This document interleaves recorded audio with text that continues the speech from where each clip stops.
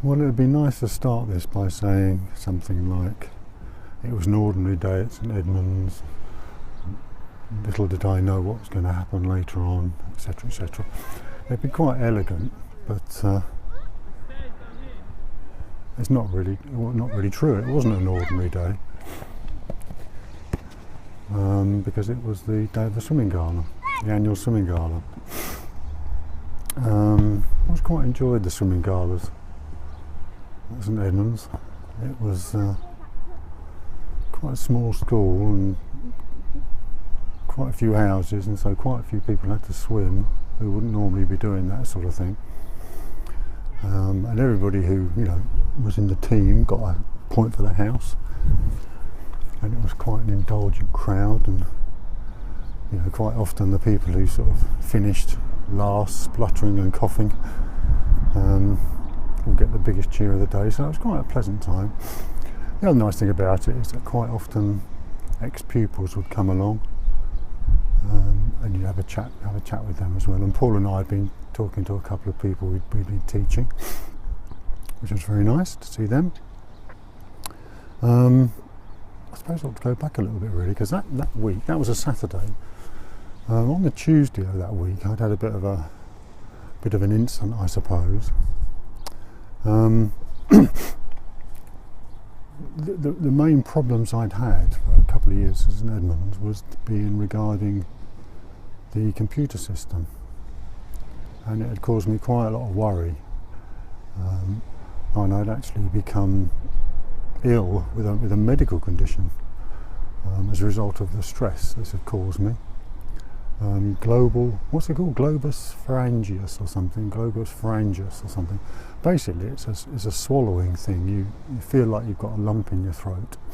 It's like the emotional response you get, when people said that their heart was in their throat or something like that. It was that sort of thing, and it had been diagnosed as a stress-related illness, and it was just unpleasant. It didn't really debilitate me in any way. And anyway, so I'd already been suffering quite a lot with this. I'm going to talk a little bit more about the computers in another edition, but just to give you an idea, when I say about having problems with computers, in the previous year and a half, I'd had, let's have a look, 200. Over 200 incidents with my computers of varying levels of magnitude, but all of them obviously very disruptive. And teaching graphics, obviously I use computers a lot. Anyway, that was the background. And earlier that week, one of the girls in the common room, I can't remember her name now, it's shocking, isn't it? Anyway, had come and said they were trying to find pictures of David Knight. David Knight had been there for a long, long time. He was retiring that year, and there were various pictures of him around the place. And I copied them and taken pictures of them, made them larger, and got rid of all the scratches and dust and stuff. And she'd asked me if I'd print them out for his leaving do.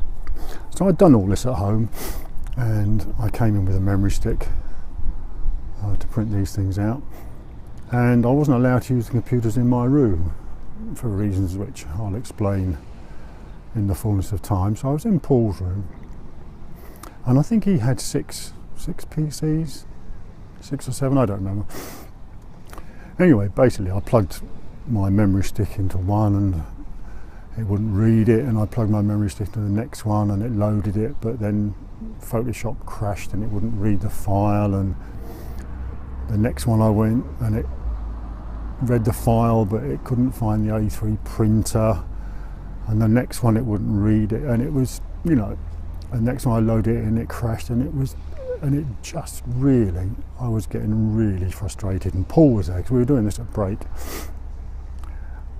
and I said, I feel like I've got a golf ball in my throat. I just, and he said, Steve, you should go home, you're in no condition. We weren't actually teaching the next lesson, but he said, just go away, relax, come back when you're feeling a little bit better.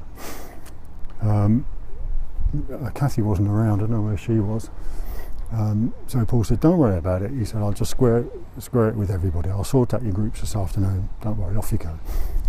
Anyway, went up and got changed and cycled home. I'm not sure, I think that might have been the first time I'd ever gone sick from school in 20 years. Possibly. Anyway, I'd gone home and the next day I'd gone to the doctor and she said, you're suffering from stress and you need to have a couple of weeks off and stuff. I said, I can't this time of year. You know, there's exams going on and mock exams going on. I can't take 2 weeks off. So I went back on the Friday. So I'd had 2.5 days off or something.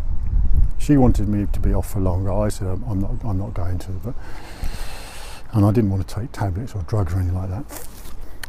Anyway, that had happened earlier in the week. And I'd gone back on the Friday and I'd seen David Knight, who was the acting head at the time, and he said, it's good to have you back, Steve, you know, I'm glad you're all right, blah, blah, blah. Everything was going along swimmingly. Saturday we had the swimming gala, which was really nice. And at the end of it, I went to find David Knight and I said, I'll just give you a bit of background, David Knight. He'd been there for yonks, I don't know how long, 30 years or something crazy like that.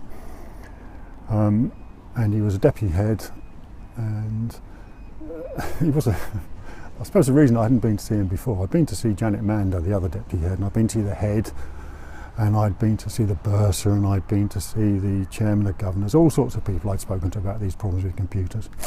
Got nowhere. And the reason I hadn't been to David already, because the guy was a Luddite, basically. I mean, he hated computers. He was, you know, when we introduced the computerised reporting system, he was mortified. Even though his writing was absolutely crap. He used to prefer to write with a fountain pen, and he was one of those people that give left-handed people a bad name. You couldn't read his writing.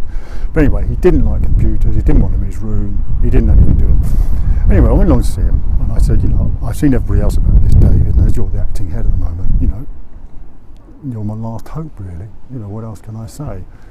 I don't know who else to go to, where else to turn to. Obviously, you know, I'm suffering quite a lot of stress with this. And he said, yeah, we do need to talk about it. He said, come back to my office. And I went back to his office. And he said, we'll have to have a meeting about it. And we looked on the timetable, and we discovered that I think it was first thing after break on Monday, the following Monday, he was free and I was free. So he said, come along and we'll see what we can sort out. So I felt a little bit better about that. I'd always got on quite well with David. I thought he played with a pretty straight bat. I mean, he was a mad cricketer. But anyway. So anyway, I cycled off home, got indoors, and I was talking to Mag, and she said, how'd you get on? I said, you know, we had the swimming gala, etc. And I've been to see David Knight, and he's going to have a chat with me about it. Which, you know, I think, you know, he might be able to get something done, even though he's leaving. He might be able to come up with some solution to this problem. Anyway, Maggie, there was a letter come from you, from St Edmunds for you. It's weird. Anyway, I looked down, and you could always tell us St Edmunds letter, apart from the fact it said, you know, that it was franked St Edmunds. It always had, you know, Stephen Lund Esquire on it. You know, pretty old school. Anyway, I opened this letter up, and I could see it said, you know, at the bottom it was from David Knight.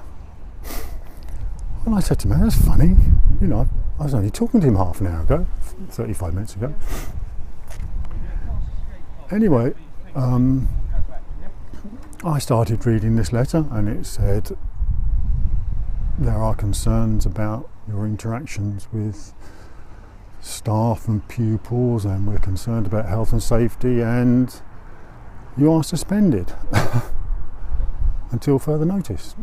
You're not allowed to come into school. We will contact you with details. So that was the first inkling that things had gone wrong. No warning, nothing like that. Talking to David Knight. I'd spoken to him twice in the previous 2 days, and that was it. Suspended, without warning.